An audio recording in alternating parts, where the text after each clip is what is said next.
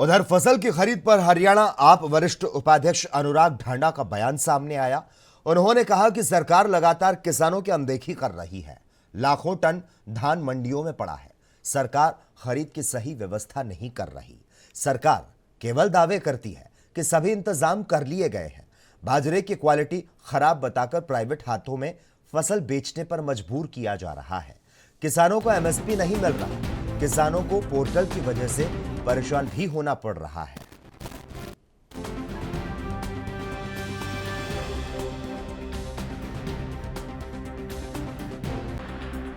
हरियाणा सरकार लगातार किसानों की अनदेखी कर रही है।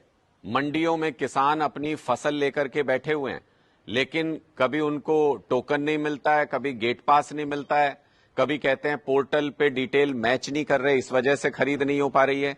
लाखों टन धान इस वक्त हरियाणा की मंडियों में पड़ा है।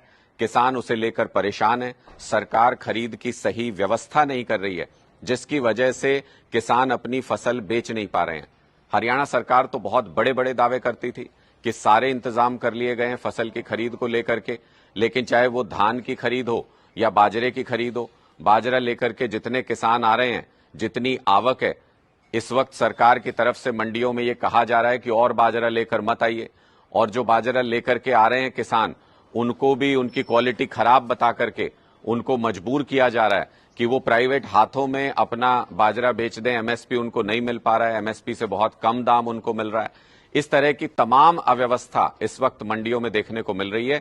जो किसान अपना धान बेचने के लिए मंडियों में पहुंच रहे हैं, उनको बार बार पोर्टल की वजह से परेशान होना पड़ रहा है। अधिकारी अपनी कुर्सियों पर बैठे हैं। मुख्यमंत्री जी उनको कहिए कि अपनी कुर्सियों से उठें, किसानों की समस्याएं सुलझाएं। पोर्टल की अगर कोई दिक्कत है तो उसका समाधान करें। किसानों को इतना इंतजार मत कराइए।